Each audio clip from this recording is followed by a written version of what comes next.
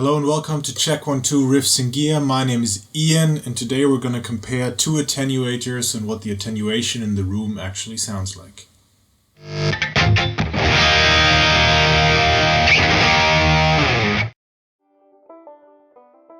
Okay, so a little while ago I was looking for an attenuator and there's a lot of videos on YouTube and a lot of reviews on YouTube.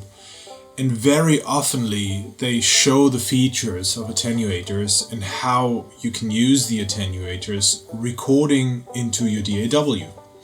Now, while I do quite some recording, and this was something that was important to me as well, what is also important to me is how the attenuation actually sounds like while I'm in the room.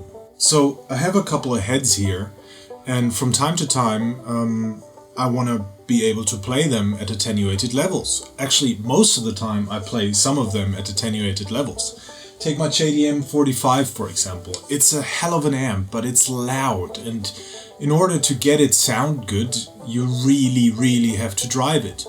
And it's a very loud amp. So the only solution really are attenuators to get them down to some sort of playable level while the amp still operates at the sweet spot.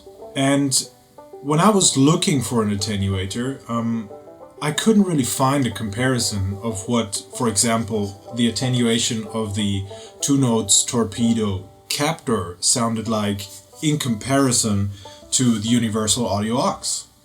I also looked at a couple of other units by Tone King and things like that, but it was hard to really get good opinions on what the attenuation actually sounds like, or not just opinions, but to be able to hear the actual attenuation.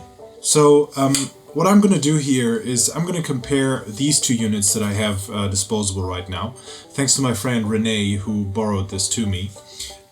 Please check out his band Daily Grind, there's a link in the description. So this is his unit. It's a attenuator, a load box, a speaker sim, and a DI. So what you have here, and we're going to look at this in a close-up. So you have one input from the amp, and then you can either use the through, which will put all of the signal through the torpedo captor into your cabinet, or you can use a -20 attenuation. So -20 dB should make quite a difference. Now on this unit, which is different to the Captor X, you have fixed attenuation levels. So there's only this one level of attenuation, which is -20 dB. And then of course you can use it as a load box, but I'm not going to dive into that today. But basically how you want to do that is you just don't put any cabinet into any of these jacks, and then it would function as a load box. Now the aux, of course, is more complex and of course is more expensive. So it's about 5 times the price of the Captor. And the question is, what does the attenuator sound like compared to the Captor? So here, of course, we have 5 different levels of attenuation. So it goes all the way from 5 down to 0. 0 means full load. And the other steps means attenuation, while 5 is full volume. So it's 5 is full volume, and then you can step down. Most of the time what I do is I use this unit at 3. Now I don't know exactly how many dBs that is. I did not read the manual. I'm not sure if it's written in the manual, but that's just what fits me here in this room. So I'm gonna see whether that is somewhere close to the -20 dB that I'm going to get on the Torpedo Captor. And if not, I'm going to try to get the signals as close as possible. Okay, so before we dive into the setup, and I'm going to explain how I've set everything up today for this comparison. If you're new to this channel and you're into guitars and gear and recording and equipment, please click subscribe. My name is Ian and this is CheckOneTwo Riffs&Gear, and I'd be very happy if you would give me a thumbs up or subscribe to my channel. Okay, so the setup for today. What will I be doing? I will be recording a riff straight into my DAW. So I'm going to record the DI signal, and I'm going to reamp that signal into the JTM45 by Marshall. From the JTM45, the signal will be going through either one of the two attenuators, and from the attenuators into my 2x12 cabinet behind me, which is a vintage 30 loaded 2x12. And I have that mic'd with a SM57 and a Sennheiser E606, and I have a room mic sitting about 1.5 meters away from the cabinet, which is a Neumann KM184. So what I'm excited to find out is, how does the attenuator impact the signal? How does it change it? How does it color the signal compared to an unattenuated signal? To find out whether there is a difference, what you'll be hearing and what I'm going to do to the recorded signals is I will be normalizing those signals. That means while I'm going to be hearing a volume drop here in the room between the attenuated and the unattenuated signal, you're not going to hear that volume drop. I'm just going to write it on the screen, whether it's active or inactive. But the signals that you're going to be hearing are all going to have the same volume. Like that, we can compare the true color, the true tone, and whether there is any change in tone compared to the non-attenuated signal.